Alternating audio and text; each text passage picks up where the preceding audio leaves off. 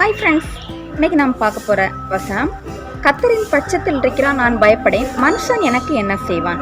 சங்கீதம் 118 6ஆம் வசனம் சொல்கிறது, கர்த்தரின் பட்சத்தில் இருக்கிறான் நான் பயப்படேன், மனுஷன் எனக்கு என்ன செய்வான்.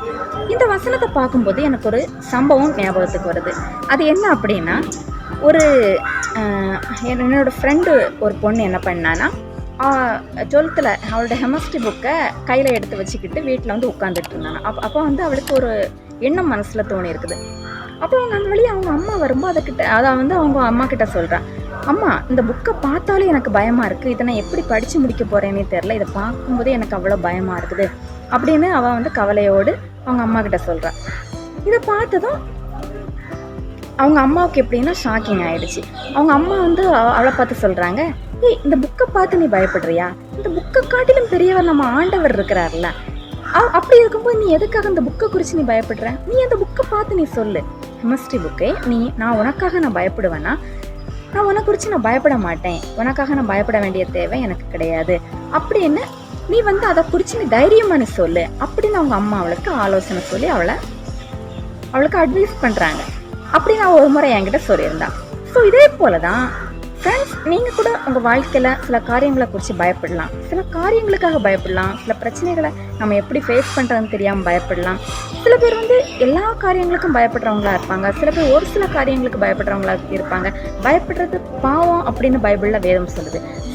நம்ம வந்து சொல்லிவிடுவோம், வாழ்க்கையில் பயம் இருக்கணும், ஆனால் பயமே வாழ்க்கையாகிடக்கூடாது நம்ம சொல்லுவோம். அது வந்து 100% வந்து கரெக்ட் தான். ஆனால் வாழ்க்கையிலே நமக்கு ஃபுல்லாகவே பயமோடு இருந்துட்டோம்னா நாம் கூட ஆண்டவர் வந்து இருக்க முடியாது.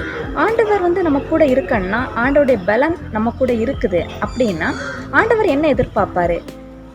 அவன் ஏன் பயப்படுறா, அவன் ஏன் பயப்படுறான் அப்படின்னு வந்து ஆண்டவர் எதிர்பார்ப்பாரு. நாம் இவ்வளோ பெரிய ஆண்டவராக இருக்கும்போது எதுக்காக இவன் பயப்படுறான்? அப்போ நம்ம மேலே விசுவாசம் இல்லை, நம்பிக்கை இல்லை அப்படின்னு ஆண்டவர் என்ன பண்ணுவார்? நம்மளை விட்டு விலகிறதுக்கு வாய்ப்பு வந்து கண்டிப்பாக இருக்குது. ஸோ நம்ம ஆண்டவருடைய பிள்ளைகளாக இருந்தால் நம்ம வந்து எதுக்குமே பயப்பட வேண்டிய தேவை இல்லை அப்படின்னு வேதம் தெளிவாக சொல்லுது. பைபிளில் வந்து 365க்கு மேலே வந்து அந்த வேர்டை வந்து மென்ஷன் ஆகிருக்கு, பயப்படாதேன்னு ஆண்டவர் எவ்வளோ தடவை வந்து சொல்கிறாரு. ஒரு வசனம் இந்த மாதிரி சொல்லுது, பயப்படாதே நான் உன்னோடு இருக்கிறேன், திகையாதே நான் உன் தேவன், நான் உன்னை பலப்படுத்தி உனக்கு சகாயம் பண்ணுவேன் அப்படின்னு வேதத்தில் ஒரு வசனம் சொல்லப்பட்டிருக்கிறது. ஆண்டவர் வந்து நம்ம கூட இருக்கும்போது நம்ம எதுக்காகவும் பயப்பட வேண்டிய தேவையில்லை. ஆண்டவர் நம்ம கூடவே இருக்கிறேன்னு ஆண்டவர் வந்து நிறைய டிப்பு சொல்லியிருக்காரு. ஸோ வந்து நீங்கள் எந்த காரியத்தை குறித்து நீங்கள் பயப்படுறீங்க? ஏதாவது காரியங்களுக்காக நீங்கள் பயப்படுறவங்களா இருக்கிறீங்களா? இல்லை இந்த பிரச்சனை எனக்கு எப்படி ஃபேஸ் பண்ணுறதுன்னு தெரில, அல்லது இந்த மனுஷங்கள்லாம் எனக்கு எதிராக வராங்க, இவங்க முன்னாடி நம்ம எப்படி இதை நம்ம இதுக்கு ஒரு ப்ராப்ளம் சால்வ் பண்ணுறதுன்னு நமக்கு தெரியல, அப்படி நீங்கள் வந்து எந்த காரியத்தை குறித்து பயப்படுறீங்க? அல்லது நீங்கள் வந்து எதுக்காவது ஏதாவது ஒரு விஷயங்களுக்காக நீங்கள் கலங்குறவங்களா இருக்கிறீங்களா? ஆண்டவர் சொல்கிறாரு, நீங்கள் வந்து எதை குறித்து நீங்கள் வந்து பயப்பட வேண்டிய தேவையில்லை, நீ வந்து எனக்கு மாத்திரம்தான் பயப்படணும் அப்படின்னு ஆண்டவர் வந்து சொல்கிறாரு. நீங்கள் வந்து சாத்தானுக்காகவும் நீங்கள் பயப்பட வேண்டிய தேவையில்லை, மனுஷங்களுக்காகவும் பயப்பட வேண்டிய தேவையில்லை. சாத்தானை காட்டிலும் யார் பெரியவர்? ஆண்டவர் தான் பெரியவர். ஸோ நீங்கள் பயப்பட வேண்டிய ஒரே ஆள் யார்? ஆண்டவர் தான்.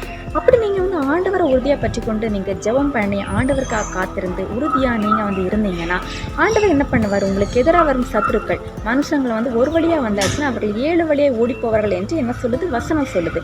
ஸோ இதே போல தான் நீங்கள் வந்து உண்மையாக நீங்கள் வாழ்ந்து ஆண்டவருக்காக நீங்கள் வாழ்ந்தீங்கன்னா, விசுவாசத்தோடு இருந்தீங்கன்னா ஆண்டவர் உங்களுக்கு எல்லாவற்றையும் கைக்கூடி வர கிருபை செய்வார், எல்லா ப்ராப்ளத்தையுமே சால்வ் பண்ணிவிடுவார்.